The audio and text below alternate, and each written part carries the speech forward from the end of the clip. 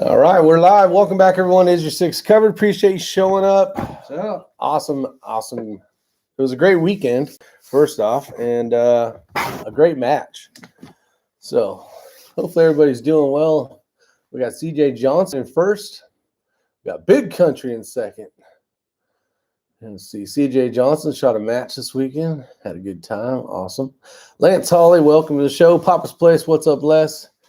DW's in the house. The Outlaw, Josie Wills. How'd you like the new Matrix chassis?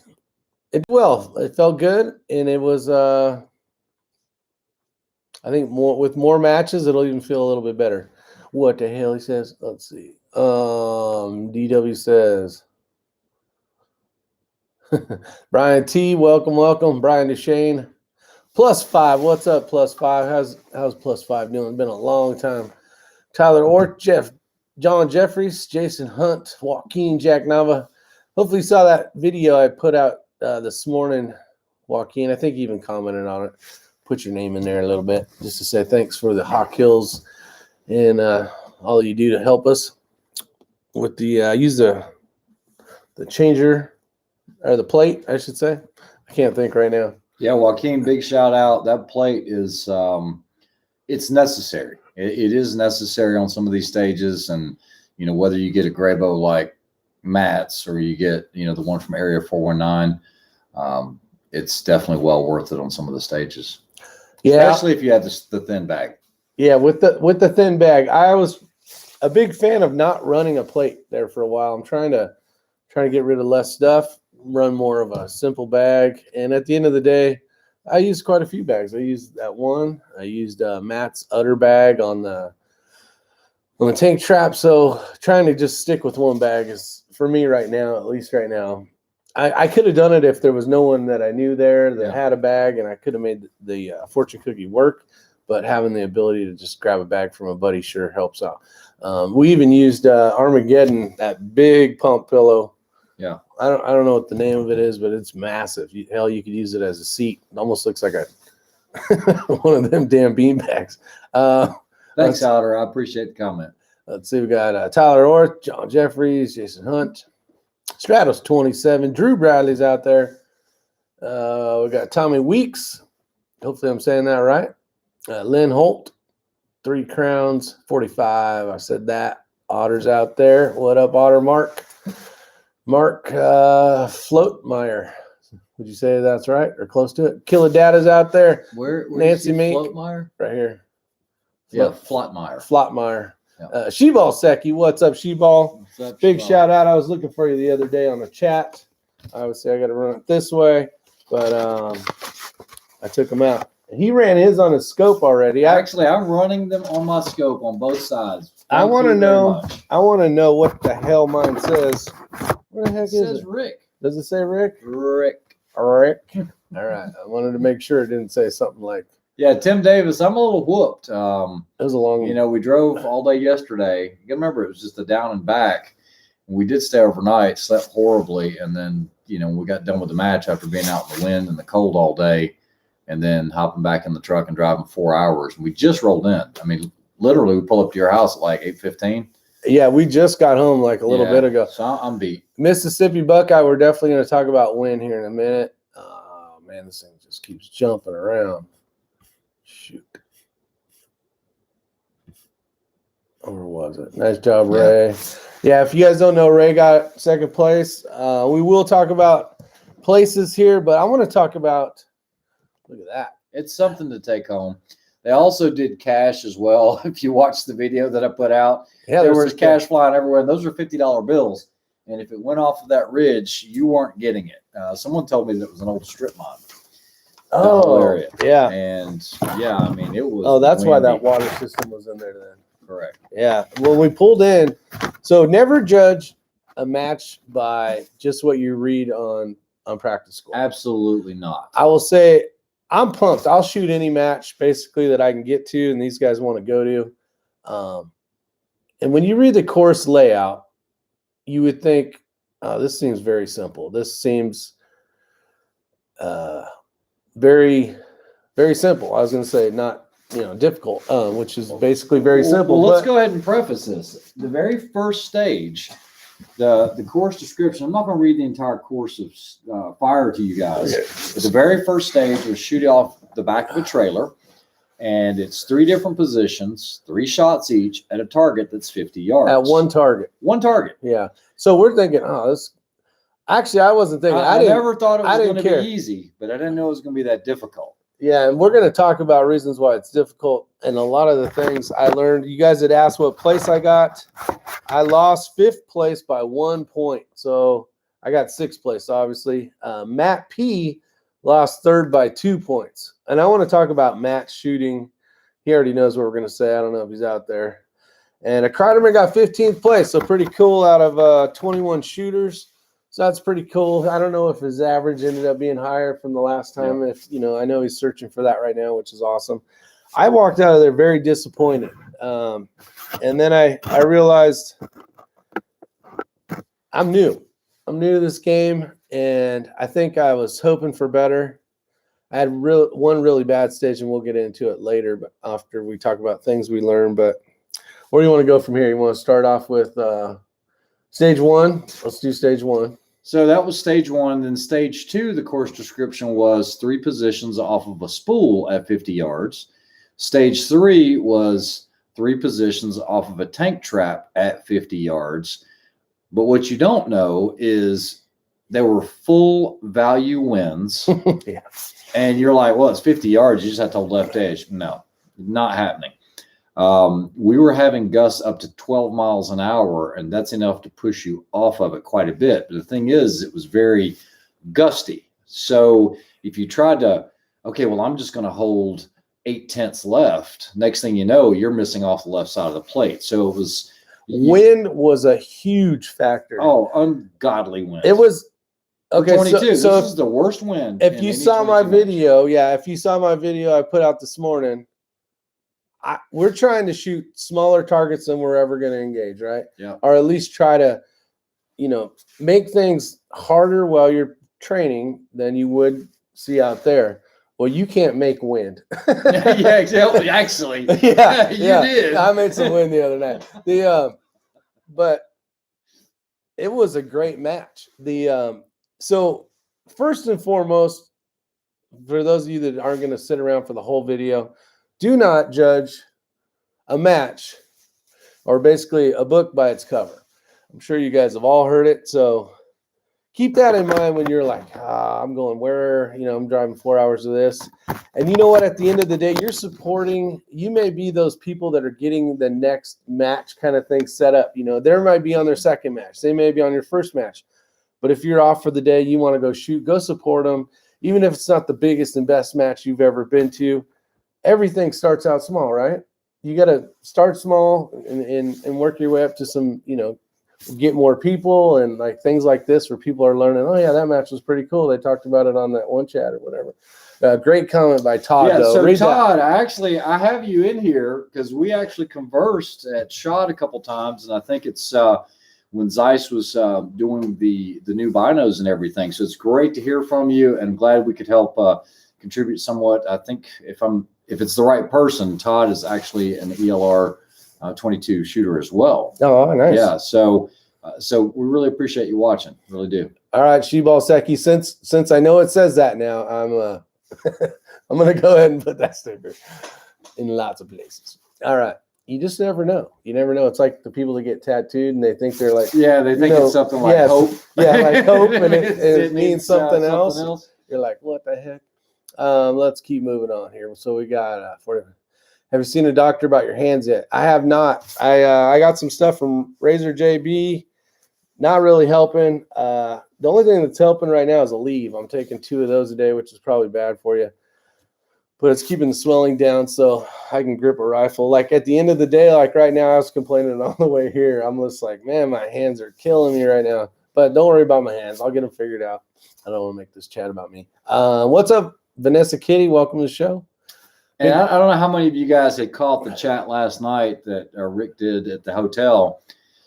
But, I mean, for me, I'm one of those people that if I tell somebody I'm going to do something, I do it. I always try to follow through no matter what, barring some type of an emergency or something like that. Things do happen in life, and I understand it. But I did get an invite to shoot with Team Accuracy International, and it would have been for yesterday. There was no way for me to go to Virginia, shoot with those guys, and still make this match.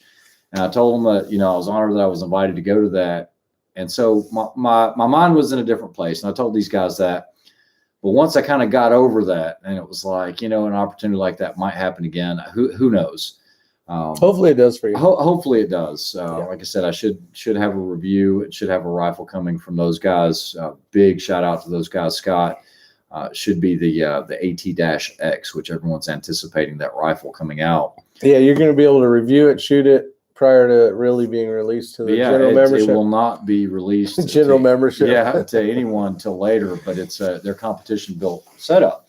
So once I kind of got over that mentally, and we got there today. You know, because I didn't know what to expect, and we saw the stage. It's like, oh, this is going to be tough, just because the wind. Yeah, you basically were driving. It looked. We actually thought it was an old someone had abandoned neighborhood. Yeah, like someone had graded a neighborhood. Yeah, and then ran out of money or whatever. Just the way that kind of as you went into the entrance. Yeah, and then we ended up coming up this hill, and now we're on the top of a plateau, and we're like, oh, it's going to get windy. Yeah. And the wind it just got worse. It got worse and worse. Tobacco Row, welcome to the show. How about I probably had, not only with the friends and people that I met there, today was one of the most fun matches I've shot, because you really didn't know. I mean, you had one stage where everybody was doing real well, and then when you went to go shoot, the wind just got insane. You were like, what's my luck? I know. You just never know. Everybody's basically holding zero on this one, and then I get up there and like full value. And I had some issues. Great question, Mark. Do you set any goals going into a match? Well, I've always been, for me, my goal is to not have a train wreck. So if you ever watched any of my old videos, we actually used to call, well, not him, he wasn't part of the team train wreck, but we would call ourselves Team Train Wreck, knowing that at some point, one of these stages, something horrible is going to happen. Can't think like that. Yeah, no, just and I've grown out of it, but I do know that I want to not have that train wreck. Well, I did have that train wreck today. Yep. And I guess we could talk about it right now. So the way the match was set up is we had how many do we have on our squad? 7? 7 on our squad. 7 on our squad, and for the most part, we had 2 spotters.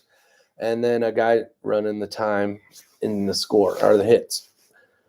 And as we're cycling through, basically, I did more. I should have prepared myself more instead of helping with, I don't remember what I was doing, spotting or one of the two, writing the score down and being the timer. But I got up, I grabbed my rifle, got to the stage, thought a lot about wind. Wind was the big factor, right? So in my brain, usually it's dope. I need to know what I'm going to hold or I'm going to dial.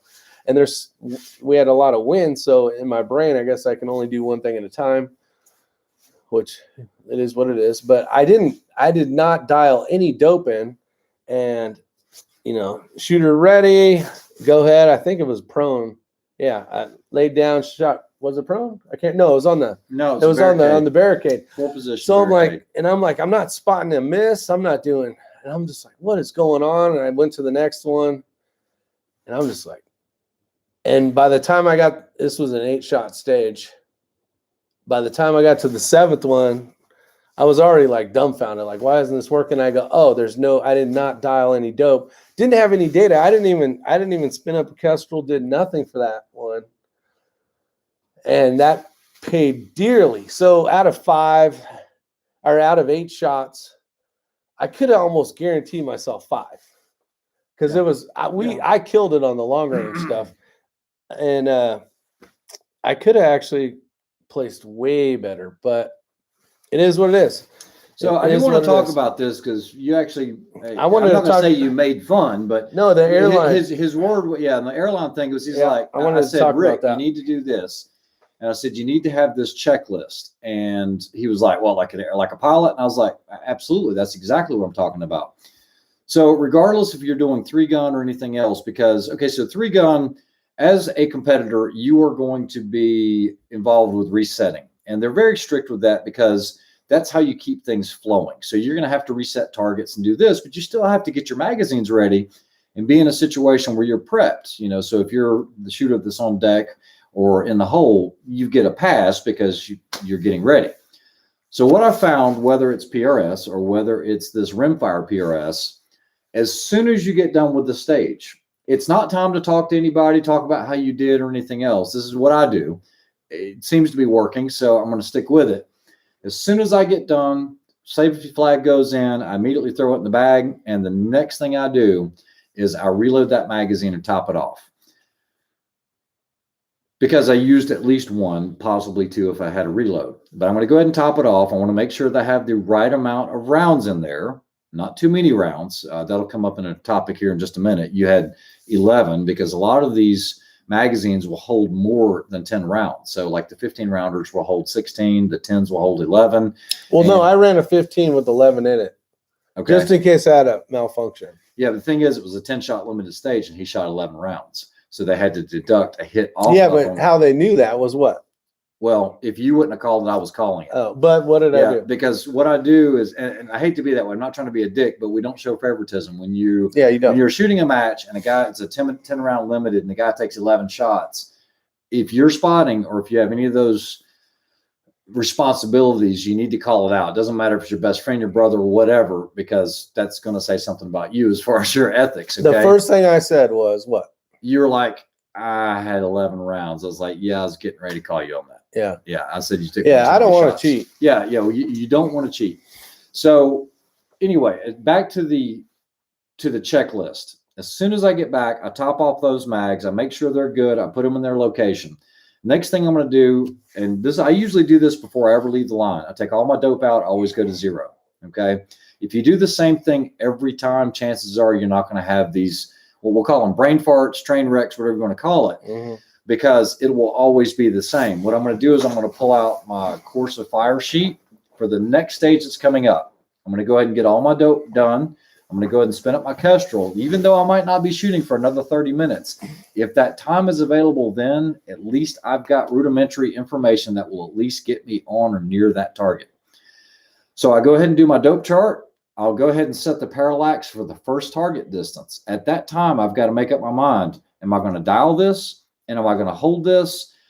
If I'm going to dial, I will go ahead and put that dope in for that very first target. We're talking about the elevation. I do this without fail. I don't want to be doing it on the line. So I'm going to call out things that I saw, things that might help you. Yeah. So like Kreiderman got on stage, he gets up there, he gets in position. He didn't have his magazine. And I had my scope caps closed a couple times. Correct. So, so the scope caps for me, I will make sure that I have those open because I'm putting it in the bag, even if there's dust, because I don't want anything to hold me back. I want to make sure my LRA is on. And then, I try to run a capped windage turret. Yeah, because I don't want that to get bumped accidentally. I can switch it out on the Burris. I did run the Burris XTR3. The scope was working out really well for me. And then what I try to do is I have that so that regardless if I'm the next shooter or if I'm the last shooter, and you're going to know because of the sequence or the order, these are very important things, because if you do that, you're not going to have these flub ups or surprises. The next piece of advice I'm going to give you is don't shoot quicker than you could possibly see your misses or your impacts. So there's some telltale signs here. And what I mean by that is, and this is going to come up with Matt. It's going to come up with Matt. Yeah. Matt is a great shooter, but Matt shoots too fast. Okay. You got to remember, Matt came from look right here, a 3-gun background. Matt lost third by 2 points. Okay. So remember that as we're talking. So if Matt has 90 seconds on a stage, like most of the stages are 90 seconds, Matt will usually have 30 seconds left. Yeah, he's at the end of the stage, 30 to 35 seconds. I'm just going to say he's insanely fast. He gets a large amount of hits. He heard us tell him to slow down. Holy crud, dude, slow down. You can use all of that time. Yeah. And I think that's what cost him third place. He shot too quick. That cost him third place, but us training doing that speed drill, I'm going to say is a bonus and a minus all at the same time. Correct. Now, he did have the fastest tiebreaker time. Yeah, I came in. So the last match we went to, the three of us, which I know there's only two, but Matt, it was first, second, and third between the three of us. And again, it was first, second, and third. Between the three of us. Yeah, I came in second. Matt P got first because you had pulled one. I had the fastest time out of us three, but I pulled the very last shot. So, I mean, that's the thing. You don't want to be caught up in a tie break and lose because you went too slowly. And that actually saved you on, I don't know if it was last match or 2 matches ago. 2 matches ago. That's actually what got me the podium. Was they were finishing tied. the fastest. They were tied. There's usually always going to be some type of speed one, just in case you got a bunch of people that have the same hit factor. Okay, so let's talk about some other things real quick. I'm going to answer this. Brandon in first place with 85 hits. How many hits did you finish with, X-Ring? I think it was 78. Sounds right. So I had a really bad stage. It's I don't know if I could have caught Brandon. I shot with him all day. He's a very strong great shooter. Guy, man. Huge PRS center fire shooter. Yep. There's one stage we didn't get to show you guys. We were so busy we didn't have time to get much footage. But you guys know what like a Jacob's ladder is? It was basically ropes with wooden dowels in between them. And just hang by one bolt in the middle. Correct. Yeah. It's not like there was two. It was one, and it would spin. So you had to shoot 3 from the bottom rung, 3 from the next one, 3 from the next one. Brandon was like, man, I think using the tripod in the rear will be better. Well, he did really well on the stage. I get up there. I use a tripod on the rear. And what happened was it wasn't balanced right. You were on this platform. And when you're using a tripod correctly for a rear brace, what are you not doing with your other hand? You don't have it up front to stabilize. It's doing this. So now when you're looking through it, you can't control the front of the rifle because it's swinging. It was horrible. And it was the worst mistake I made. I should have shot that either sitting or just braced on it. And that would have definitely put me in the 80s because that hurt me. That stage hurt. It did. Brian Marks says a great point. He has a sports counter on his XLR. And when you know how much time you have left, and you know how many shots you still got to take, you can really slow down. That's almost what Matt needs. Matt's actually out here right now, which is good. Let's see. Make sure we don't miss anything. Yeah, let me go back up here.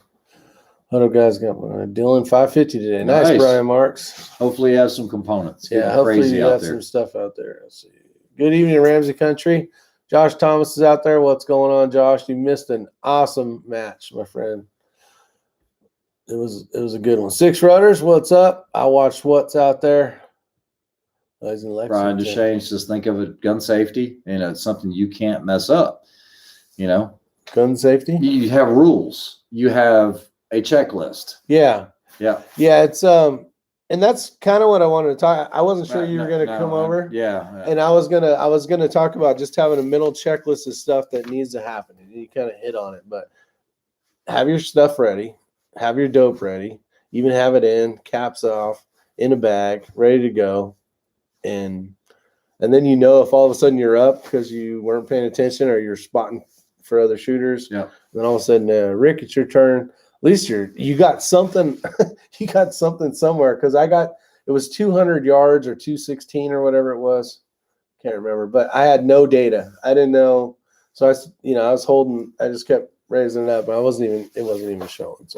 So I do want to touch on this. There's a couple things. And if you watch my video, guys, never try to set up your legs on a mat. We had the cold bore shot today, and it actually had a lip on the front of the barricade. Yeah, which you want to have those bipod legs up against that lip so that you can load that bipod properly. I saw so many guys just drop down on the mat. They provided the mats, and they were on the cushy part. I mean, literally, there was 2 inches of foam. Yeah, I don't know if I went up against the board. I can't remember on that shot. But I knew better than to put it on the mat. Yeah, so you want to do that. That was one thing that I saw. Always try to get on good, solid ground if you're going to load a bipod, especially a precision shot where it's a one-shot cold bore. Yeah, we didn't even talk about that. So before we could even get to stage one, everybody, I think 21 shooters had to engage basically a playing card shape, size. It was a playing card, but they're all the same. You had to engage the one that your number was. And if you didn't break the circle, you didn't get a point. So like with when we did the whole center fire, know your cold bore shot. Did you bring your card? Kind of video. No, it's upstairs. But knowing that cold bore is important, especially a stage like this. This is what sucks about it is usually when you go to a match, you know, you show up early, you have time to zero, confirm everything. Because when people are driving, you know, to different states and all that, you just want to confirm your zero. And we're like, man. So we really confirmed our zero as best we could here in North Carolina. And we hope that it didn't get too jacked up. Did you hold any differently or did you hold right on? Okay, so so we had to win too. Not much. The cold bore shot was at 50 yards, and what it was one of those like the AccuShot, Ace of Spades. Now I center punched that thing. Oh, it was a great shot. It was actually the best shot there. Yeah, it was one of my best shots that I've ever done as far as elevation and everything else. To give you an idea, guys, thumbs you're up, not going to believe this. That shot was half a mil left hold at 50 yards. Half of a mil. Wow. That's at 50. At 50 yards, that's how much I was holding. Now, that being said. And it wasn't even windy yet. It was in the morning. That was the first shot. It was breezy, but it wasn't like the winds we were getting. Yeah. But I wanted to center punch that card on the crosshairs. Oh, you did it. And, it was like, man, is this too much? I'm not sure. And it center punched it. So that gives you an idea of the wind. There was something. Oh, the other thing. Guys, I don't know. Maybe we can have Ramsey Country and some of these other guys chime in on this if Charles is in here. He's in here. I will take an extra 2 seconds on the very first shot of the stage to make sure I can spot my miss or my impact. Okay. This is very important, guys, especially if it's a long range stage. So we shot there was one stage where we had to shoot 3 rounds at 200 yards, 3 rounds at 250, and 2 rounds at 300. So if you're shooting at a plate and it looks like this, okay, take your time. Don't be in a hurry to rack your bolt. Hold on. There's the hanger. There's the hanger. Make sure this light catches it. All right. So when you shoot, make sure you can see that miss. Okay. Now you can't always see it depending on the backdrop, but the way this backdrop was, you could see dirt fly in the weeds. And I saw tons of people that were hitting here, here, here, here. I was like, how did they not see that? You know, take your time, because if you've got a reticle in there, unless you're shooting a duplex reticle, that should give you the indicator for your hold. Wait, I need to put that impact right here. Okay. Because let's say this is your center crosshair and this is, let's say 2 mils. If you see that bullet here, take a mental note, look at your reticle while you're on the target, put it here next time. Okay. If you're worried about gusts and it might be higher, then put it here. If let's say the wind's blowing this way, but don't just, there's a saying, we use this a lot in training. If it's not working, try something different. And people aren't reading the target. If your target goes like this, it's a left side impact. You know, yeah, they weren't doing it. Yes. Yeah. So that steel is going to tell you a lot, because you probably won't see the little impact itself, especially how dirty it is. But if you see it swing, that was left side or right side. If it does this, of course, you know it's the bottom. If it doesn't move much at all, but you hear the impact, you're probably up here at the top where the hanger is. Especially with these 22s, because on a 22, it doesn't have a lot of energy. You got to see 300 yards. The most you can see. Like if there's anything, you got to be like, oh, that's the left side. Okay, I'm going to tell you guys something else as well. There was something that was in my mind. We practiced cold bores the day before we left. And I mentioned this in the chat that he had last night. And we practiced cold bores at 50 yards. His Voodoo V22 with the Ace 18-inch barrel, and Matt's Voodoo with the Ace barrel, 18-inch, shoots circles around my Voodoo with a Bartlein barrel. Now, I'm a huge Bartlein guy. And just to be sure, I let these guys shoot my rifle. The difference we're talking about is their rifles will do 5 shots and an eraser head, okay, at 50 yards. That's a fair statement. I got the targets. an eraser. Okay. I sent my It's one of rifle those off. Mickey Mouse erasers. Yeah. Yeah. I sent my rifle off to Lapua. The best my rifle will do at 50 yards is a little larger than a dime. Okay. And we're shooting his lot of ammo. Yeah. They're shooting my ammo that was tuned for is like, let's try it and see. Hindsight being 2020, if I had it to do over again, I would have probably gotten an ace barrel. I'm hoping it's what it is, but it goes to further prove the point. You don't have to shoot 1/8 groups. You remember I always say a minute, you're good to go. I mean, it's obvious because there's so many different positional things. The wind is influencing it. You can be competitive even if it doesn't shoot a bug hole. When we all left, in the back of your mind, I could tell. Oh, it was bothering me. I was going to sell that rifle and get me something with an ace barrel. Yeah, because I was not happy. You could just see. You know how like you just see like the fun suck out of your body. Like, oh, I was disappointed. Oh yeah, I know. And then you cleaned it, and then we did another cold bore. Yep. And yeah, it wasn't printing great groups. We actually noticed differences in bipods. They were all I actually shoot tighter groups with an Atlas than I do the Sky. Yeah. And look, that could be in my head, but we tried it. No, you shoot tighter groups with an Atlas.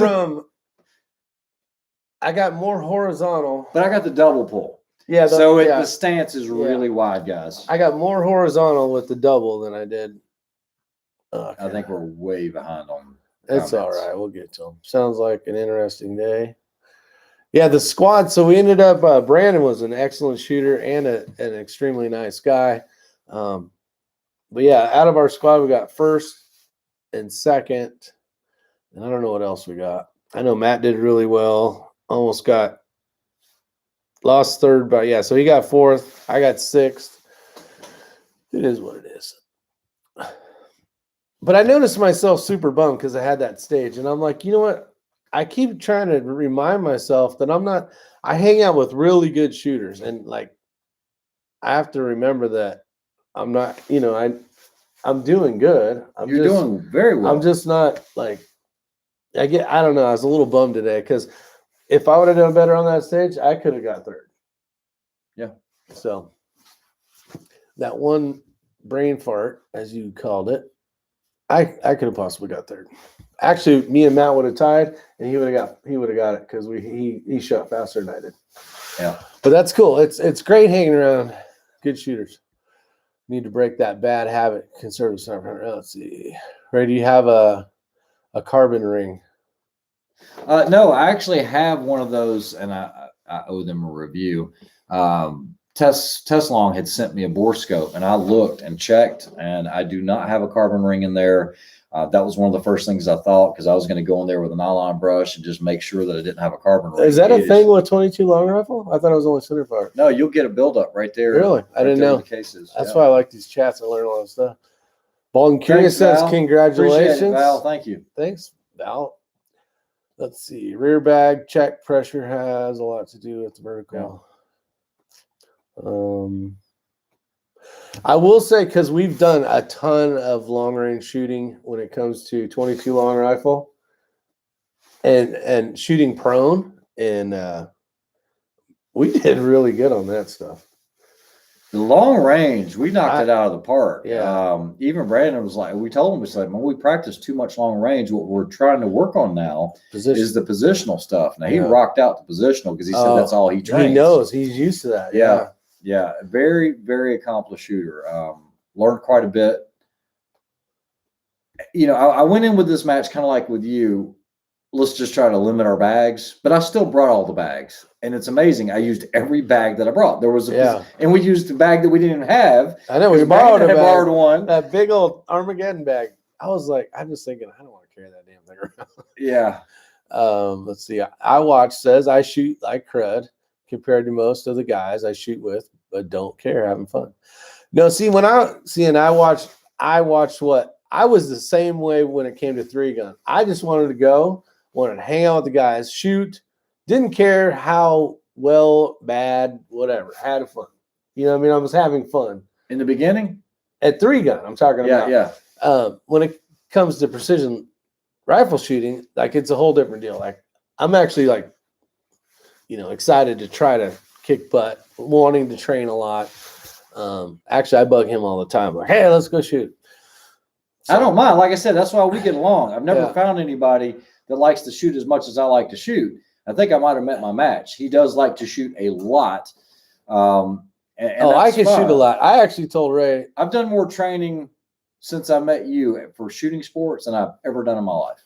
Yeah, I enjoy shooting. Like, I don't think there's anything better than going out and shooting. Jerry Parker says, what the hell? We got 105 watching, 54 likes. Yeah, if you guys can, hit the thumbs up button. It definitely helps with the algorithms and all that stuff. I mean, I appreciate it. It's as simple as hitting a darn button. Come on.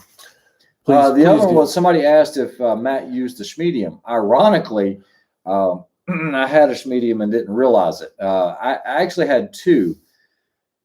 I have what do they call it? The original. Yeah, they call it something. Yeah, Game changer. Yeah, I had one of those, big one. And then I had gotten one from Area 419. That was I didn't realize was a Schmedium. That was a different one. Yeah, that was a different one. And so when Matt got his, I was like, I have that bag. He goes, no, this is the Schmedium. I was like, no, I have that same bag. We went to the house, we weighed them, looked at them, was like, it's the same bag. Same bag. One was black and one was brown. One was black and one's brown.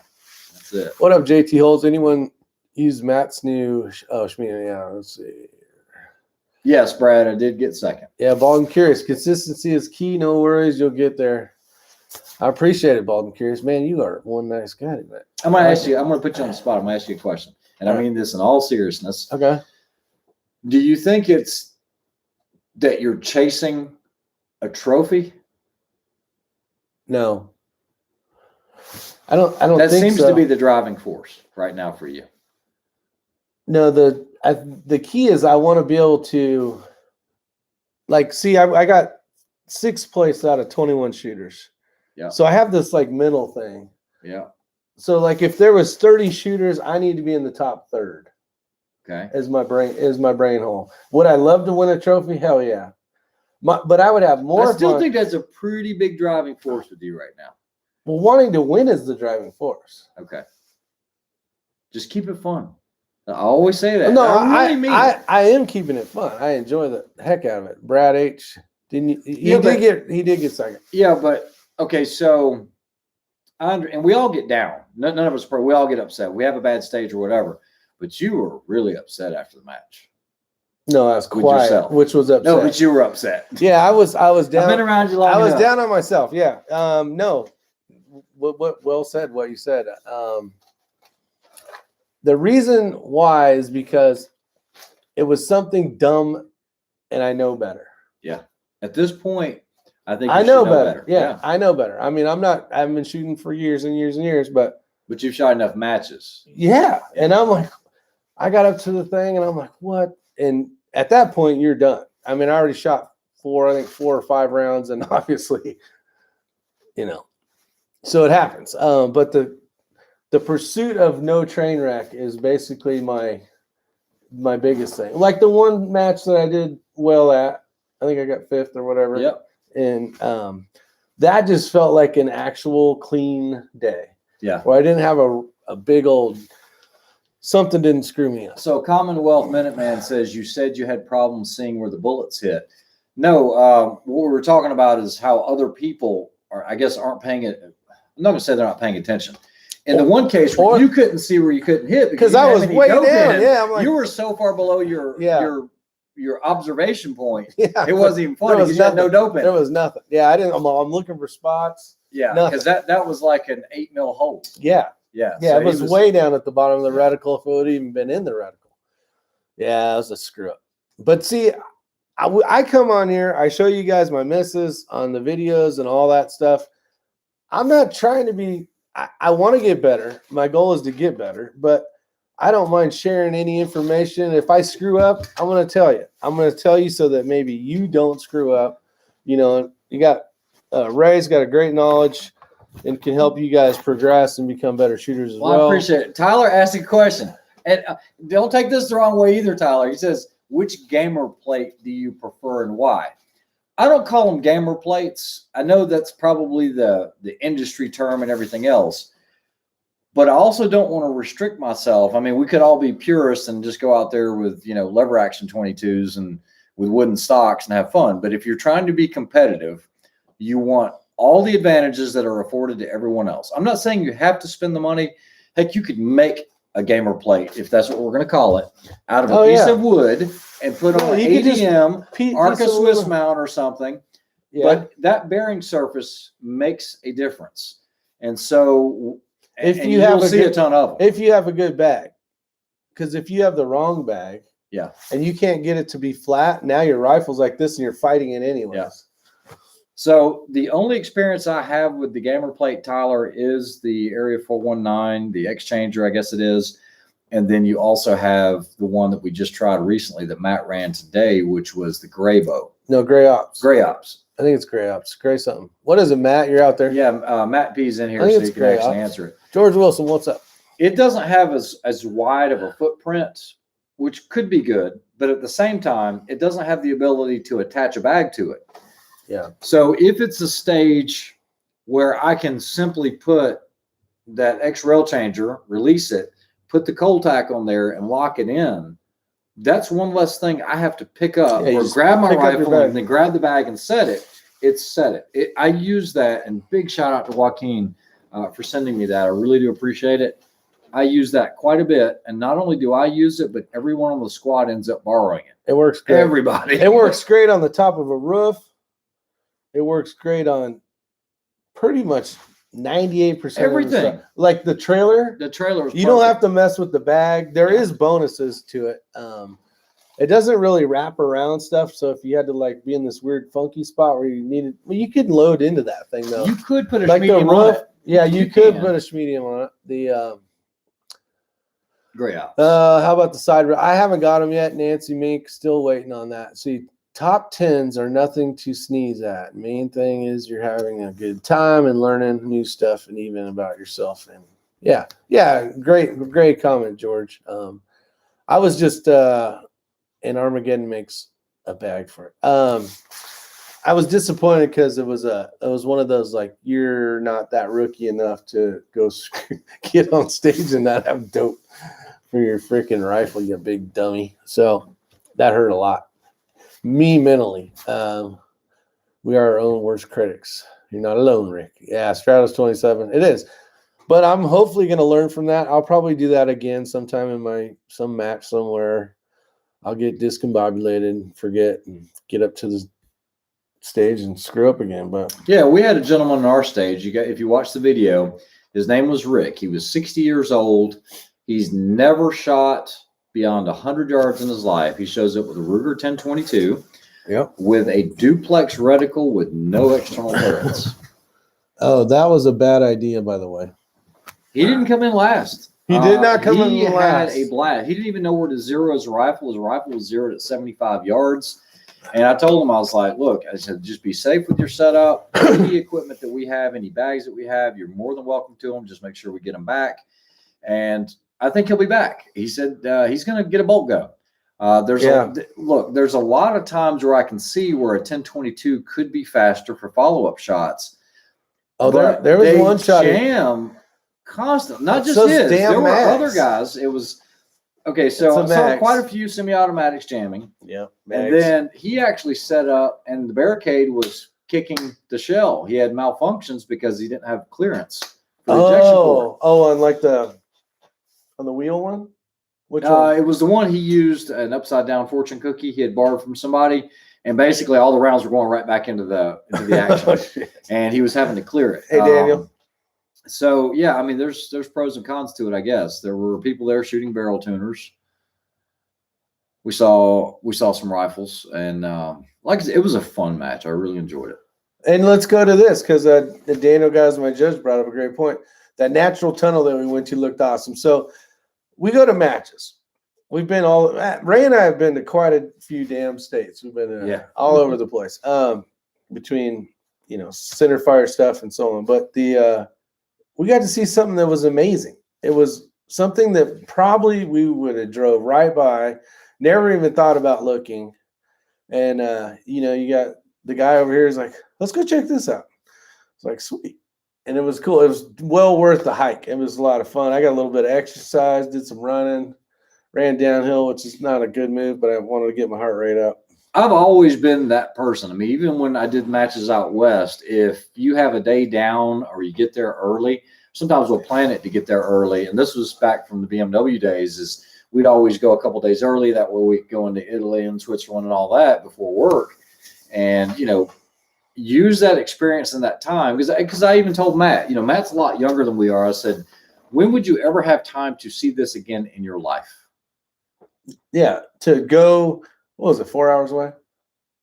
Yeah, I mean, but, you know, you've got to go there. There's a little side shoot that was 5 miles off shoot. Yeah, we probably spent an extra 2 hours at the most. At the most. Yeah, and it was fun as hell and beautiful. It was amazing. Absolutely. I mean, you guys saw a video, like just a slight bit, like, but think about all the stream we saw, and the sights, and how much I really wanted to stand in the middle of that train track and get like a cool view. Yeah. You know, and then the back of my head's going, there's probably going to be a train going by. So maybe I better get the heck out of there. Yeah, because that's not a destination you would go to just to go see that. It's not enough to just go there. Correct.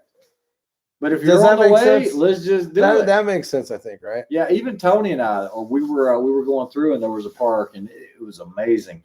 And it was like, you know, I would have never seen this before, you know. So, and sometimes these guys get aggravated. It's like, hey, let's do this. Thanks, conservative sniper hunter. Yeah. Yeah, there's a lot of people who just want to get places. Yeah. That's why I never liked the room. Exactly. I'm like, that's why I wanted to leave like at 11. Yeah. You know, and it's like, well, what are we going to do? Well, you never know what you're going to do until you get there, right? So it's like, shit, let's leave. Let's see. Yeah, it's okay. We answered that. Side rails aren't here yet. Daniel guys, what does? Great comment, conservative sniper. That's why we subscribe and watch Rick. You guys tell it like it is. Appreciate that. Richard Stevens.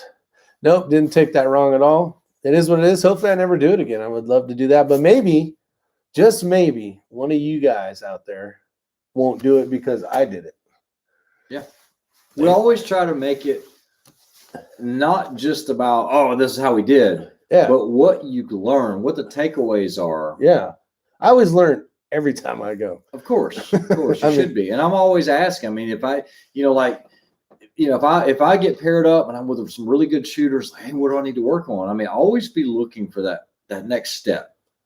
Because no, for sure, your best is never good enough. See, and like you're screwed. You're That's what I was screwed. told. You're screwed because you're not hanging out with a shooter that's better than you. You got to hang out with me and Matt.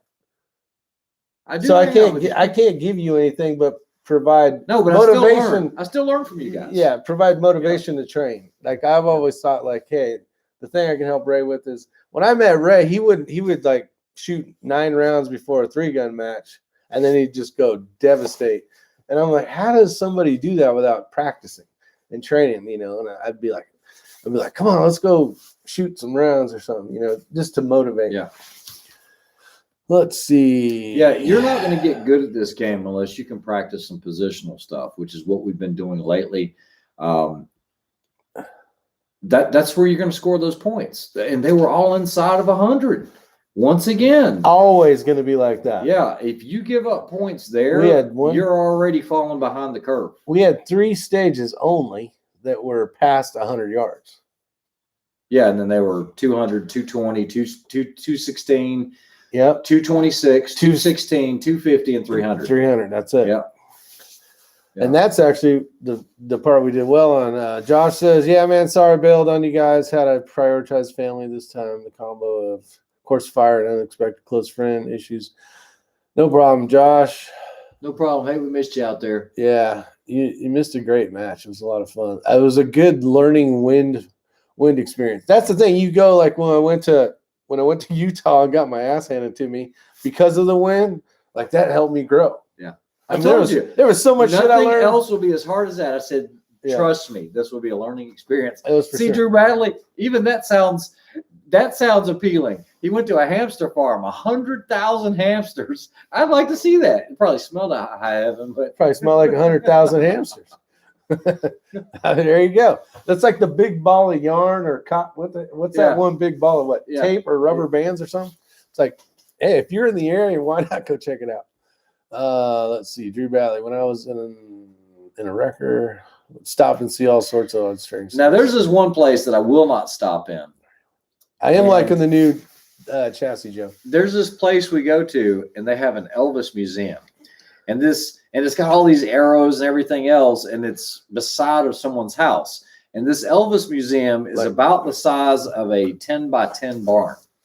What? In the middle of nowhere. This is like where you would get like robbed and because it's bad. Give me your money. It's really bad. You're like, what? And it's like, man, as much as I'd like to stop in there just because there's so many sides leading to it, it's like, what could possibly be in that 10 by 10? And we always joke about it. Or like the guy probably has, the TCB, the taking care of business, the genuine necklace that Elvis wore, whatever. But yeah, place looks shady as all get out. It smelled like Rick's. Conservative Sniper. I just won the trophy and cash. I'm not big on cash payout events. Actually, for me, it's kind of a turnoff. There's another match that's coming up that these guys have signed up for. I don't know if I'm going to do it, but it's a cash only payout. I don't know. There's prizes to win. Are they doing prizes? Yeah, but I think it's like random draw. Yeah. Well, I mean, that's okay. But I don't know. I'm not a big fan of cash payout matches. Whatever. You can be the lazy guy that sits at home. That's right. I'll do something else. Can't believe it. JT holds the XLR will inlet the magwell and re-anodize it for you if you call. Yeah. You guys need some work on that. My magwell's fine. No, it isn't. My magwell is perfect. I'm not messing with that magwell. I got a new Dremel. Even Simmons told me not to mess with I got a new magwell. Dremel tool over there. Oh, here's a good thing. Yeah. So let's talk about the reason why you didn't. Let me share something with you. I don't know if you guys know this. Voodoo does not make those magazines. Okay. There's another company. I could care less about that. Hold on. We have the same magazines, 15 round Voodoo, 15 round Voodoo. Matt has a 15 round Voodoo. Matt's rifle won't fit, or Matt's mag will not fit my magwell. His mag won't fit my magwell. Mine fits perfectly. Okay, this is great. The 10 rounders. Keep going with this. The 10 rounders fit. What Simmons told me, which is one of the best shooters in the country, do not open your magwell up. He goes, you want a tight a fit as you can get. So I've left it alone, and I'm not going to mess with it. And okay, now Matt's. Do talk about Matt's rifle. What about what mags fit in there? Does your mag fit in Matt's rifle? Yes. My magazine fits in his. There's variances. Okay, so hold on. The Yautech that Rick was nice enough to buy me, the basically the safety chamber indicator, it wouldn't fit in the rifle. No. I had to sit there and shave it, and it still sticks. And I appreciate it, but there was actually a guy there that was 3D printing safety blocks. I was like, can I try it my chassis? Boom, like butter. I mean, think free falls out and everything else. There's variances, just like in ARs, guys. Tons of variants in magwells. And you got to say, well, they're mil spec. No, it's not. If you go between an H&K, like a HK416, or if you go to an LMT or a Colt, all the magwell sizes are different. I know this from developing magazines. There are huge variances. The old HK416s used to run E-mags and nothing but, and then they kind of changed it. So there are some tolerances or differences there. I don't want to open up the magwell and create slop if I don't have to. What prize did you win? You already answered that. Shoeball Seki says, have a good night. Oh, have a great night, Shoeball Seki. We'll see you, Shoeball Seki. Be safe. Let's see. Ray, send the cash to me. I won't be turned off. It's not about the money part of it. I don't know. Just that. I don't know. I don't like money matches. I mean, if there was a money match and there wasn't a trophy, I would be bummed because I am hunting for a trophy one day. What else are you doing when you go to a match? You're trying to place well, right? You're trying to place well. Okay, so you're shooting a rifle. Okay, let's say you win $150. That $150 would be gone on a bag or something, and that's all you. It's gone. It's out of your mind. I want a dust collector. This is nothing. Okay, that costs 12 cents. This right here costs nothing to make, but you know what? It's a memory of that event with my friends, and Yep. you know, half of them go in a little box or something like that. Some of them, you know, they might go on a wall or something. But I'd rather have that than. And I hate to say this because I did win cash at this match, and I appreciate it. But you know, from the match director, but hey, I won something from the match. Yes, you did. Yeah, You won a free entry fee. I run a free entry fee, not because I placed sixth place, but because they pulled my random name out of the hat. So I was excited. So I got my next match is free. So that's pretty cool. At the range the other day, I saw a guy spraying CCI. Standard velocity with Hornady one shot. Just more lubricant, like the wax. You know, the purpose. I guess. I don't get know. a chance to ask. Huh. I don't know. This is a good question, Big Country. Big Country asks, if you had the ace barrel, do you think you would have shot any better? I can't answer that, but I know the rifle could possibly shoot better based on what I'm seeing out of their two aces with the exact same ammunition. And I know, and remember, it wasn't tuned by Lapua for that ammunition either, and theirs shoot considerably better than mine. It's not a little bit better. It's a lot better. Your rifle shoots. Your rifle, I'm telling you guys, his 5-shot groups look like that, and so do Matt's. Matt's maybe just a hair larger. And then it doesn't matter. And my groups are like this. If it shoots one MO, it's good enough. Blah blah blah blah blah. It was good enough. Yeah, you got second place with the damn thing. Good enough. Hell, you can have a bent barrel, shoot that way in order to hit a target over here, and he's probably still got second place. Yes, 6 Rudders. They actually hold not only PRS centerfire events out there, but they also hold rimfire events. It is part of the PRS series. I think their next match is in 2 months.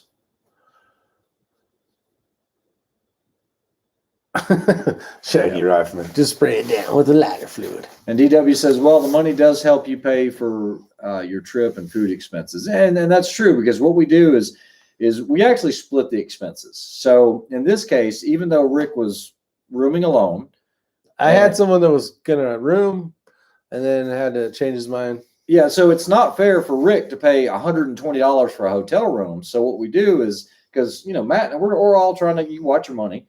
What we do is we take both of the rooms and divide them by 3.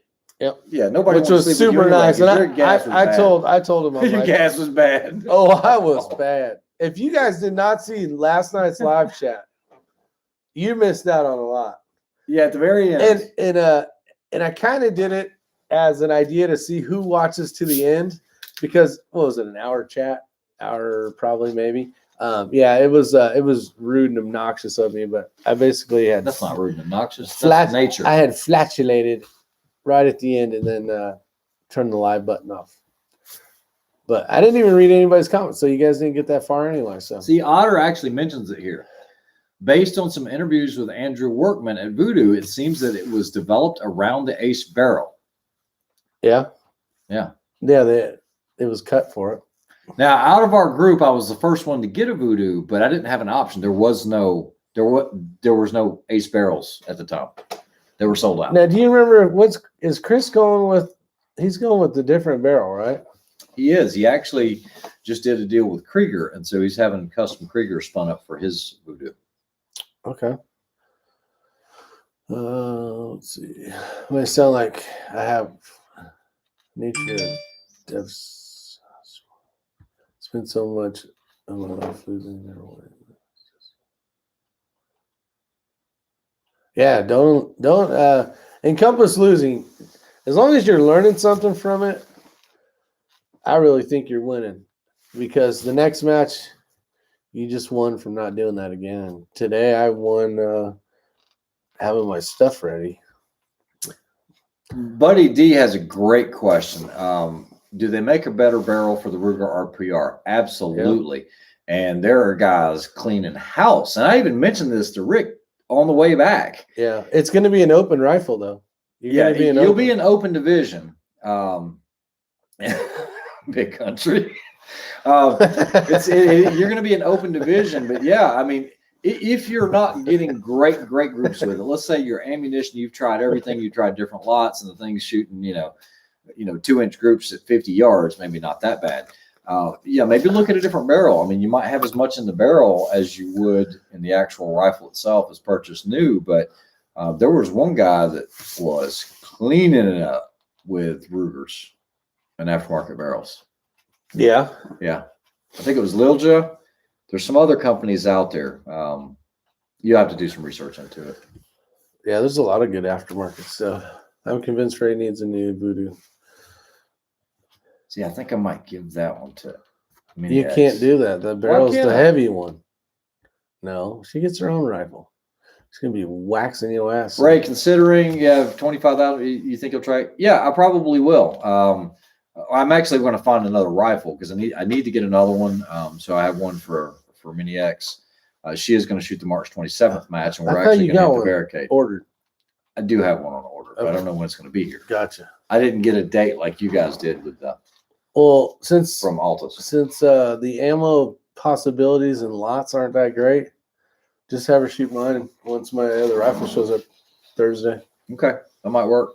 You know, then she can get on it. Same chassis. It's and lighter. everything. Yeah. So there's that. Man, that could be Uncle Rick, huh? That's right. Let's see here. Yeah, Daniel got us my judge. Great. I love your comment. I went from 15th place finish to 6th That's what place. I keep telling you. That's what I'm saying. You're I'm moving making up. huge Yeah. gains. I mean, you're finishing, in the top 10 in almost all of these. Like Chris matches, 50, 60 shooters. Yeah. The one we went to this time, I think they had a lot of people drop out because it was supposed to be 30-something shooters. Yeah. And then today, with all the wind and everything, I think a lot of people ended up canceling. But it only makes you that much stronger of a shooter. All right, let's do this again because we do this probably once every couple weeks. How many of you, talking to you guys out there, are on the fence about going to your first match? Doesn't have to be precision rifle. It could be USPSA, whatever the case is, and you're just on the fence and just need someone to kick you in the butt and convince you to go sign up, have one of your buddies go with you. Let us know. Let's help talk you through this madness so you get your ass out there and start shooting. Let's see. Do they make a better barrel? Okay, I hope the 22 long rifle shoots get popular and come to Ohio. Like to see different classes. Am I shooting better since I retired? You have more time to practice, yes. COVID was the best damn thing. For us, it was. Yeah, we shot more 22 rifle due to the fact I was on furlough for like 3 months, I think it was. And hell, we shot almost damn near. And Microtech kind of closed down for how long? It was 2 weeks. 2 weeks, yeah. So we had a good time shooting. But we do have flexibility with our schedules. We can change what.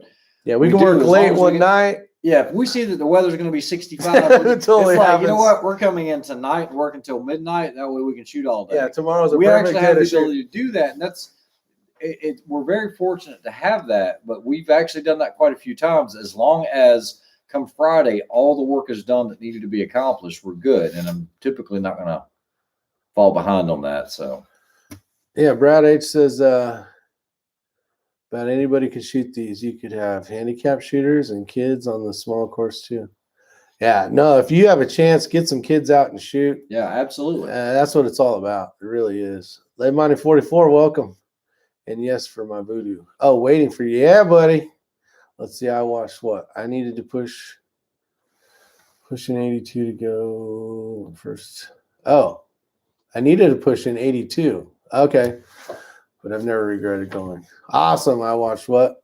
Nice. Let's see. When's the rifle case coming out, Ray? I got a new rifle and need a new case. So, James, let me go ahead and touch on I'm going this. to do this so I can read the damn thing. Go ahead.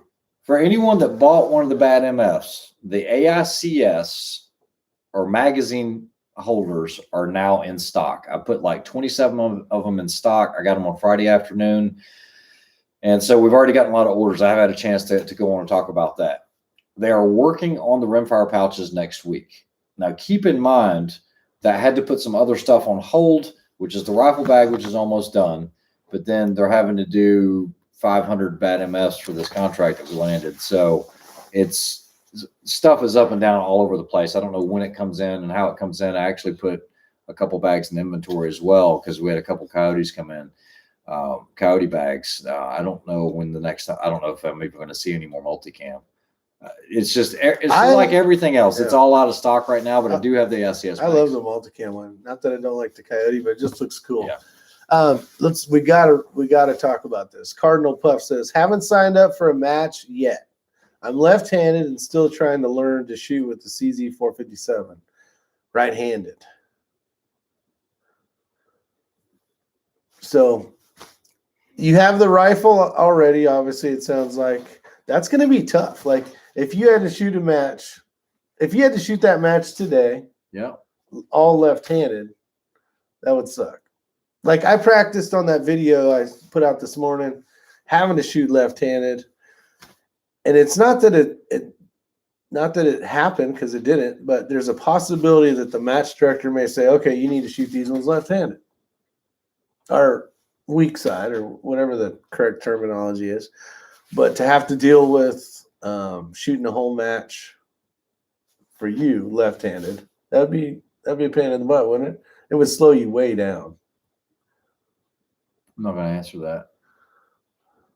Okay. So any helpful hints for Cardinal Puff?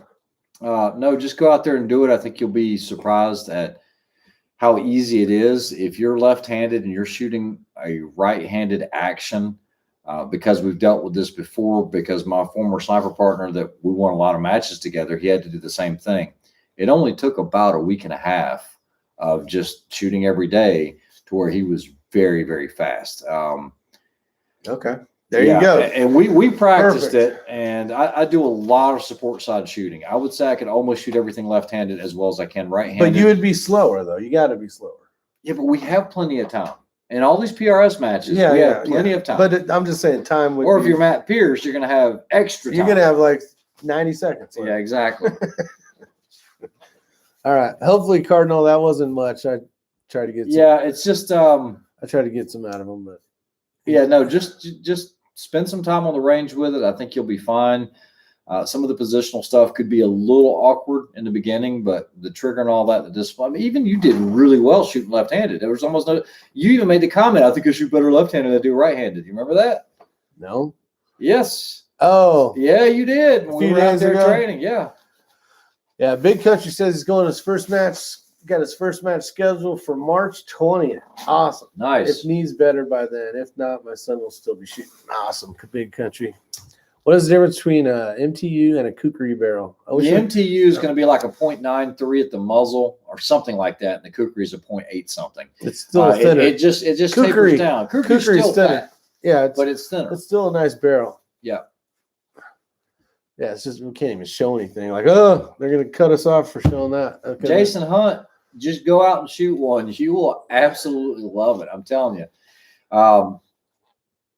Oh, that's so much fun, Jason. It is honestly. You have to have Strelok or you don't have to have a Kestrel, but you have to have some type of ballistics app. What you don't want to do. Or you have to have data. Yeah, you have to have some data. From somewhere. Don't go to a match where they're shooting out to 200 to 300 yards and you've never done it. You need to at least have some type of rudimentary, even if you have to write it down on a piece of paper.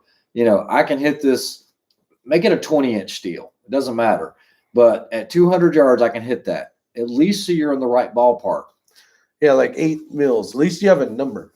Yeah, or, 15 MOAs. Whatever it is, it doesn't matter if it's MOA, it doesn't matter if it's mils. Sign up. Sign up and go and shoot it. You'll have a blast. But go ahead and get some rudimentary dope. Go ahead and do that. Yeah, have something. Because if you don't, it's going to be miserable. You'll probably still have fun, but it's not going to be as fun. I want to touch on the topic. You get to touching on your topic. Guys, you remember how I said you never, ever take anything for granted when you are verifying ranges at a match, okay? So when they give you the course of fire and they say this target is at 50 yards, you're assuming it's at 50 yards. Oh, no, yeah. you need to laze it, okay? If you have rangefinders that you bought, laze it, okay? There was one stage where the target was 220 yards. That was stated, 220, 220, 220. Nope. 216, 223. It was 16. 216, like you said, 223. And you say, well, on a 22, the difference was 0.4 of a mil. 216 was 8 mils. 223. Guys, think about it. The yardage there. 8.4, I think. It was 8.4 was the hold. Yeah. 0.4 of a mil of elevation will make you miss that target. And this one was shooting down into a valley. Yeah, so there was a little bit of slope dope. I actually took a 10th out based on the recommendation because I didn't check for the angle and made the impact. So just keep that stuff in mind. Ross says Tika has a new 22 LR. Looks decent. Nice. Let's see. Make sure we're getting everything here. If you guys got questions, put them down below. I'll try to get to them all. They have a new one? Because he says Tika T1. The old one was the Tika T1X. Did they change the chassis or something? I don't know. I can't keep track of that stuff anymore. Can't swap sides either. Whoa, what the heck? Okay, here we go. How do you like the Ruger? What caliber is it? Had a Savage 10. Okay, DW's asking about some center fire stuff. Try firing. See, I watched what? Oh, have a good one. I watch what? So depending, I know the Voodoo is designed to be able to be dry fired. Some center fires or some rim fire, they don't. That's not a good thing. But I don't dry fire. Yeah, I do. I not much, but I do dry fire the Voodoo. But it's designed to be able to do that. I've never dry fired. I know he hates it. He cringes every time he sees me do it. I don't like to do it. I like that. It is what it is. If it's built right, it'll last. Of course, my firing pin's gonna break on some stage somewhere. That'll be my next damn live chat. It'll be like, don't dry fire, even though you're allowed. I didn't say it was bad. I just don't do it. Yeah. Let's see. That's 22. Actually. Okay. Okay, Rick. What is the function of the metal piece that comes attached way at the front on top of the matrix barrels?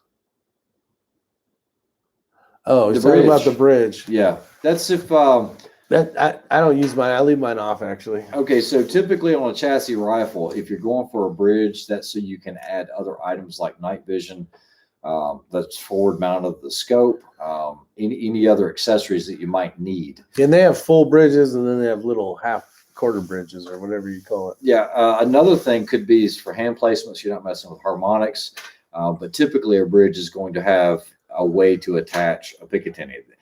On the XLR, I don't have to run that on the top, but I choose to. So you can put your hand on it. Yeah, so I can put my hand on it. I'm not touching the barrel. Yeah, I come over usually with the bag. Usually because I like the 14. You have an exposed top. I noticed you do pay attention to your thumb. I put my thumb right on that ridge. Actual chassis, not on the barrel. Actually, I talked to a shooter today. I won't say who it was because he watches the channel, but I said, "Hey, did you have your hand on the barrel?" Yeah. And because he had missed a few shots, and from where I was spotting, you kind of just keep looking at, make sure everything's looking good. But I had seen this, but I couldn't tell, so I'd asked because he had missed shots. I'm like, "Did you have your hand on?" So yeah, if you're not familiar, you change the harmonics if you're coming over the top and actually got your hand on the barrel. It's not doing what it normally does to get you that normal zero. So Brian Berg asked a great question. I'm not going to tell you it's the right way. I'll tell you the way that we do it. So typically I will not use velocity. I don't care about the velocity. We were just guessing at this anyway. So you put the bullet in, right? Let's say you're shooting center X out of your RPR. John Kreiderman, for example. Yeah. And he's got his rifle zeroed at 50. We did this with the Kestrel this morning. Okay, you just got a Kestrel. And I was like, all right, John, what is your 100-yard hold? And he goes, I know for a fact that at 100 yards, it's this. So I'm like, okay, so I'll go ahead and true the muzzle velocity based on that. Because we didn't have a place to get this velocity. So it's better than nothing. It's going to give me an idea. Now, at that point, we'll usually verify it at 200. I won't really change the muzzle velocity, but at that point, at 200 yards, we're going to calibrate the DSF. Yeah, for sure. Usually on that drop 150. scale factor. And then we'll go to 200 or We're 300. We'll confirm. And then we'll go to 400. Every time I move back, what I'm doing is I'm redoing the calibrate the drop scale. If it needs it. Yeah, if it needs it. Yeah. If it's not, if it's 8.2, if it's 8.2 and you're hitting center, you're like, you leave it. And so John basically took that data that we set up this morning, used his Kestrel, and it gave him all of his dough. So this is a good topic, really. This is an expensive item. So if you guys don't know, the Kestrel, it's the 5700 with applied ballistics, the Elite, depending on which one. Link. With Link is an expensive piece of gear. Mm-hmm. You know, they're usually around 800 and now they're around 6 because the newer one came out, 6-ish, 50-ish or whatever. He was running stray lock on his phone. And he was very comfortable utilizing that over all these matches. He's like really got that down. But the problem was he wasn't getting any data, meaning environmentals, you know, and as the day gets hotter or colder, depending on what you're doing and where you're at. So things are changing a little bit in there, you know, and if maybe he was close on the last stage and it was hitting the steel, but now, you know, maybe the temperature's like where it's to the point of like, now he's going to miss. Like, so he didn't have the ability to, so having the Kestrel, he was able to spin it up, get new environmentals as the day got warmer. And if you don't have it, it's not a big deal if you have a buddy that has one that can just give you the information that you can punch in. But it is nice for him now because now he can go out. But it's an expensive item. Yeah, but it's well worth it. I think there was a question asked, and I don't remember who was asking this, but basically the one piece of equipment other than your rifle and ammunition that if you forgot it, what would you go back home to get? And it would be the Kestrel. Guys, what you need to realize, let's take somebody like Rick. Let's take somebody like John Kreiderman or something like that, and they haven't done any long-range shooting. Maybe yourself, for example, okay? And you've never shot your 22 at 300 yards, and the wind's blowing at 8 miles an hour, and you really don't have a clue on what your initial hold would be. Remember that you're going to compass calibrate that Kestrel, right? And what you're going to do then, and this is how well it works, is you're going to say, all right, this is my target right here. And this is the target direction of fire, boom. And it's going to say like 266 degrees. Okay, that's fine. But then the wind's blowing, let's say full value, left to right. What you're going to do then is go to wind, and you're going to face into the wind, and you're going to take a value on that wind. And if it's gusting, it'll give you a low and a high. So let's say it's 3 as wind speed 1 and 12. No, that's a huge gust, but it could be. We're going to make it smaller. We'll say 3 miles an hour is wind speed 1 and 6 miles an hour is wind speed 2. Well, when John or Rick or somebody goes out there, because Matt asked me this question, he goes, how do you know? And I said, well, I just know. I can get pretty darn close just from the years of shooting. But if you don't have that experience, it's a game changer, because what it allows you to do is it will calculate, wait a minute, the wind is, forget that it's full value. Let's say it's a half value wind, and it's coming from, let's say 7:30, 8 o'clock, or maybe 11 o'clock.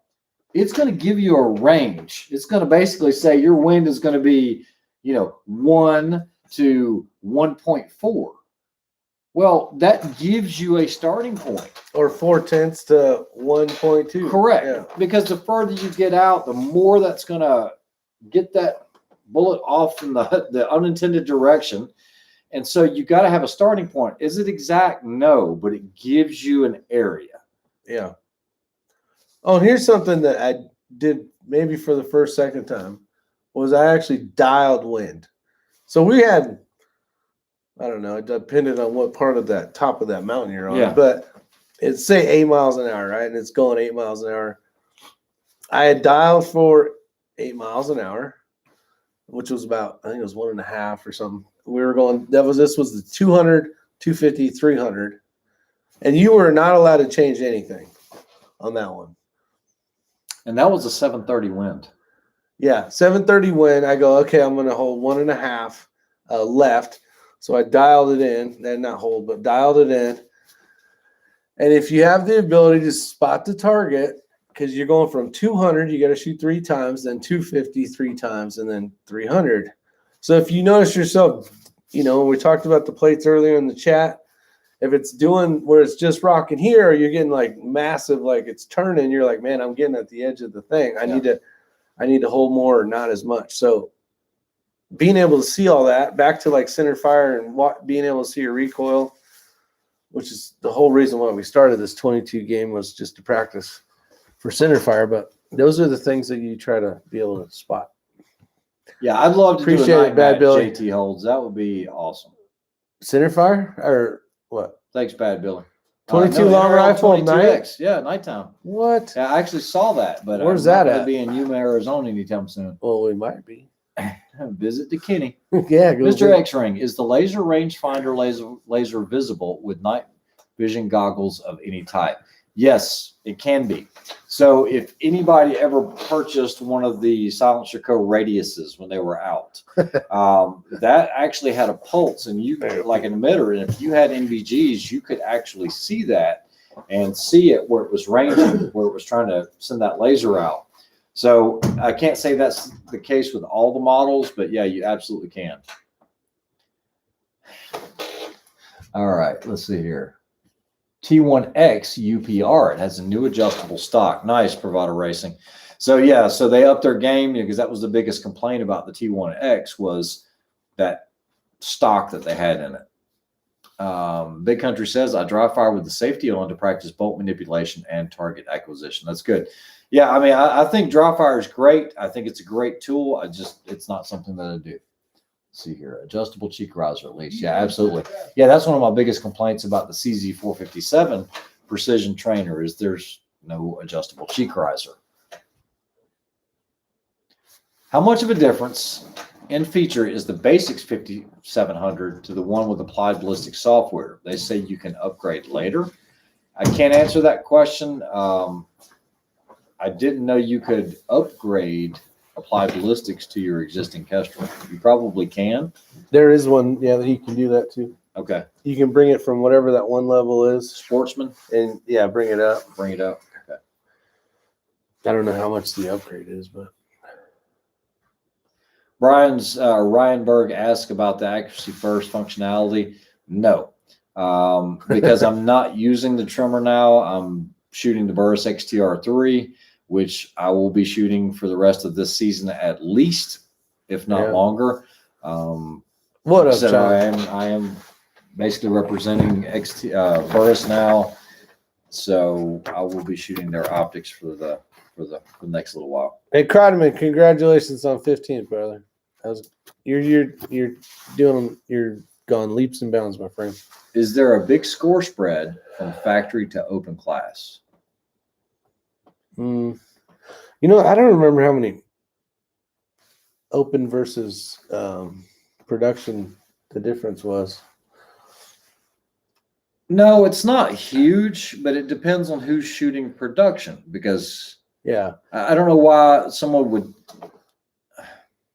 You know what? I'm not even going to say what I was going to say, but I'm just going to say that I think somebody could take, like Josh, for example, Josh Thomas. Yeah, Thomas. He could take his production MTR CZ457. He would have done well at this match, I think, and shoot at the top of the top once he gets more time behind it. I think oh yeah, be fine. he'll Yeah. be a good. Yeah. Right at it. Carmen, what percent did you shoot? Oh yeah, Kreideman, did you get it? I know he did look up practice He scores. said, I figured it out and learned to trust it. You only get one rifle profile versus like 30. Yeah. Yeah, with the elite. Well, that's the thing. And just make sure you don't freaking download the thing and delete all your stuff. Thanks, Actually, Ron Rick, Wave. thanks for bringing us along on these competitions. Appreciate the extra footage of the natural tunnels. Travel out along the East Coast time of the year. I'll try to go see it. Yeah, it was beautiful. Nice. It was Congrats, beautiful. Lucas. What do you say? Good job. He shot a match yesterday, got 14th out of 34. Awesome. And he was bummed by not hitting top 10. That was the goals. Hey, you got out there. You did it. I'm sure you learned from it. So congrats on going out there. Yeah, for sure. That's Otter great. says he's going to try again. You mentioned twist rates on the 22 long rifle barrels the other day. Are there some developments towards faster twists than the industry standard? Yes, there are. 1 and 9 with a 22-inch with barrel. a 22-inch barrel. Yeah. It's supposed to be better at distance, but I'm not jumping on that bandwagon just yet. Yeah. I haven't seen any Thanks, research. John. I've heard some research from some friends, but the according to the test, out past 200 yards is when they, not that they don't shoot great within 200 yards, but where you really notice the difference from the 1 and 16 and the 1 and 9 twist is the out past 200 yards. I'm going to go out on a limb here. Whoa, be careful. You got a parachute? This is a bad How limb. tall is this This tree? is a bad limb. I might take some people off on the thing. Just shoot the damn. Go ahead. That's exactly what I was going to say. Yeah. So there were some comments here the other day, and look, you definitely want to be informed about everything. But I do get, we get a lot of comments. I answer a lot of questions about, there was one the other day and I wasn't even aware of it. It was the positive compensation. We talk about aerodynamic jump. We talked about Coriolis. Oh yeah, you're getting deep. Guys, don't chase the little things, okay? That is not going to help you win the match, okay? Keep it simple, practice, and you can do well, okay? If I was just spouting off at the mouth, but it's not. It's true. Don't chase these little tiny groups, and I should be the one taking my own advice, because you can still place, you can still podium, even if you're right. Like I've always said, the minute you don't have to chase the smallest thing and buy this next greatest, latest great barrel unless it is game changing to the industry, and then all of the industry is going to follow along. You're not going to be able to put, I'm going to go with a 1 and 9, and I'm going to finish in the top 5 now. That's not the way it's going to happen. You know what that's going to be? What's it going to be? It's going to be a Grendel. Not a Grendel. What the hell is that one round we can never get to hit? Where's the crowd? The 224 Valkyrie. Yeah, it's going to be a Valkyrie. Yeah. It's going to be a Valkyrie. It's good to know these things, but don't spend an inordinate amount of time trying to think it's going to be an ultimate game changer. Now, I'm not saying this in reference to the Todd Hodnett with the trimmer, because I'm not using the trimmer any longer, but I'm just saying, be aware of it, but don't put a lot of time and effort into it. I think you're going to get it's more not return. worth it. Go shoot practice. Yeah. That's more important. That's what I feel. Big Valley Precision. Awesome. Thank you. Appreciate it.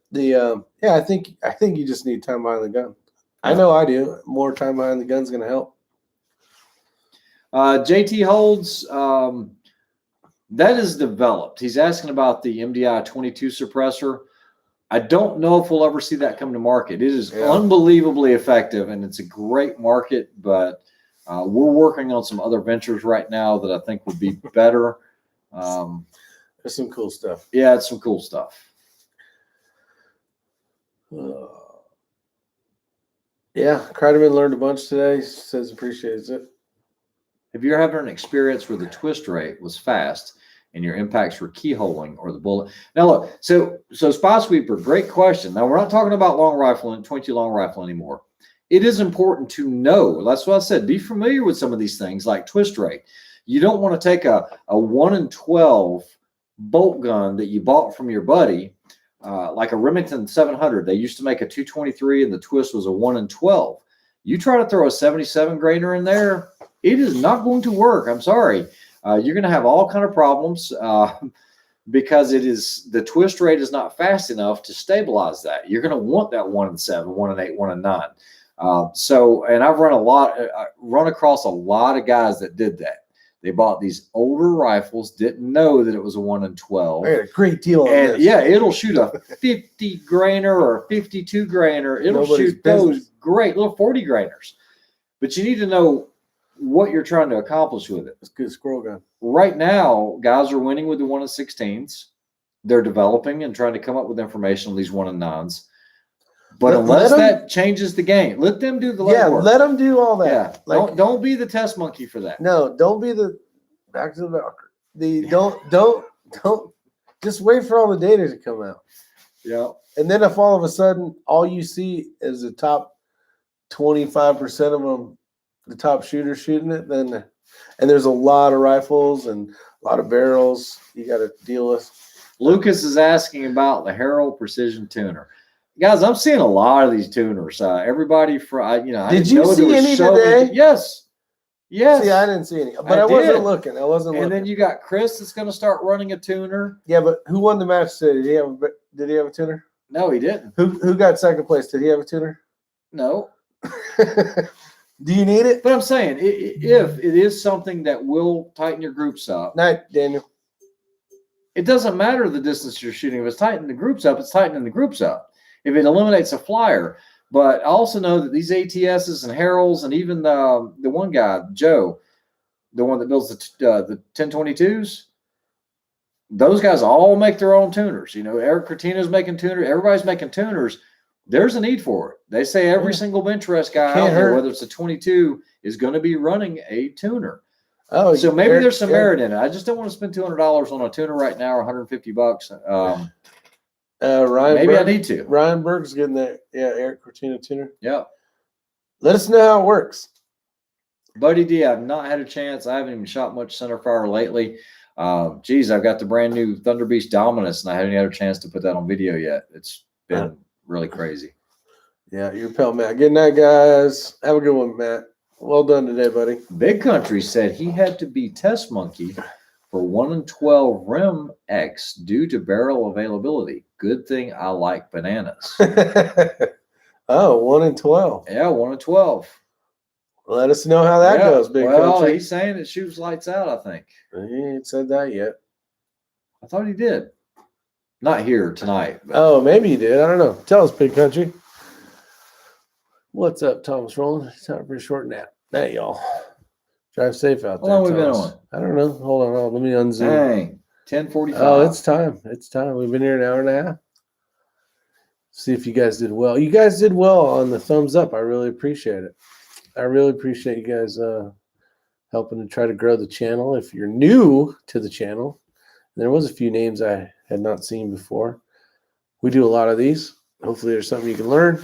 Definitely hit the subscribe button. Go over to X-String, and if you're not familiar with him. Okay, this would be a good thing.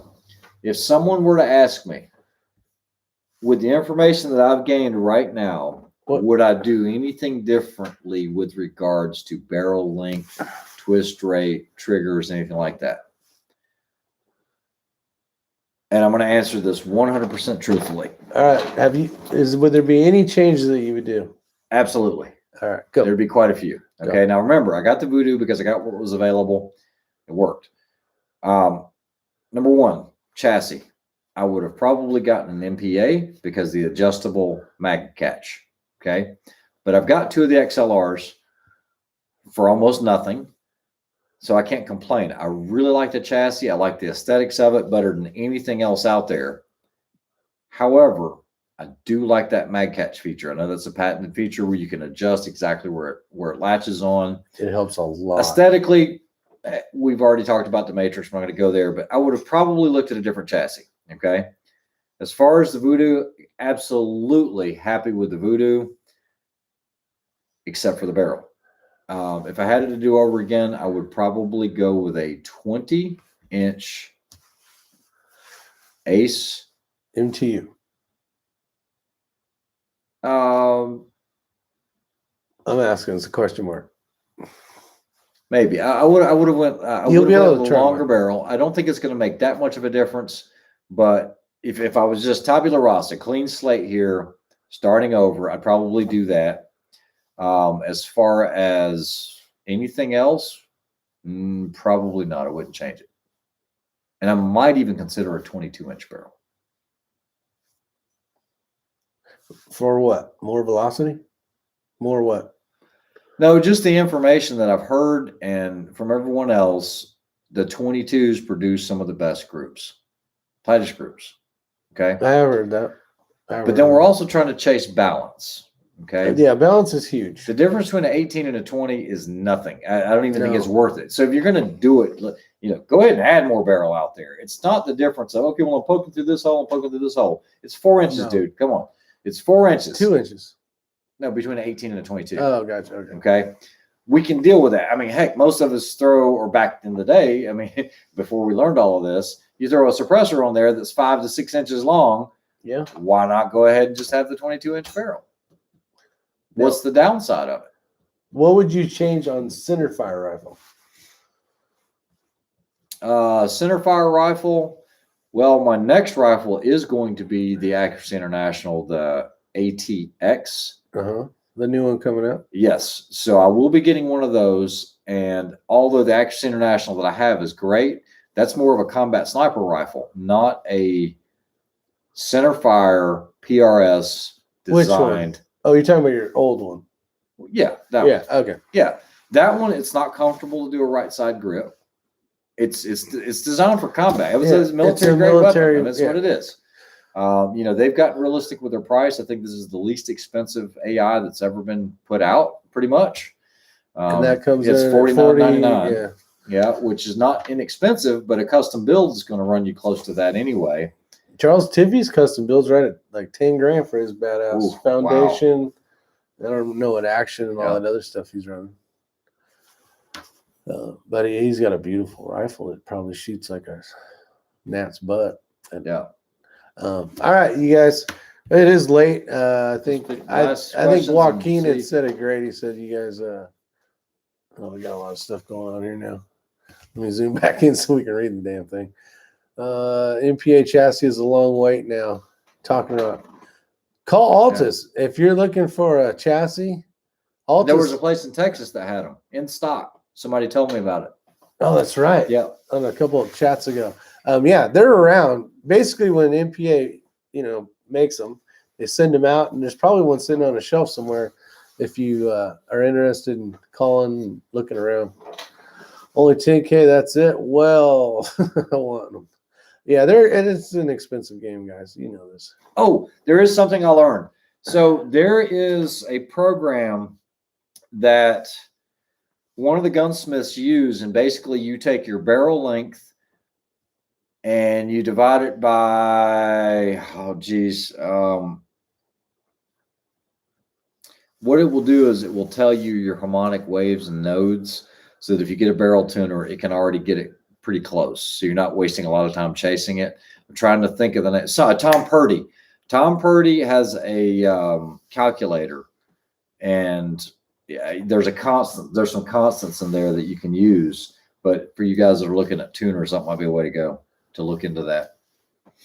All right. Well, all right. We'll talk more soon. If you get a chance, share this on different platforms. Yeah, we are tired. We are tired. I appreciate it. I think it was my wife, Outlaw Josie Wells. She's like, "Where are you at? You just got home and you left." Yeah. So we got stuff to do. We got to work tomorrow. Yeah. Unfortunately, which sucks. You guys have a great night. If you can, share the video and all that fun stuff. See you guys on the next one. Stay safe, have fun, try to learn something. And where the hell's the button at? All right, you guys take care. See ya.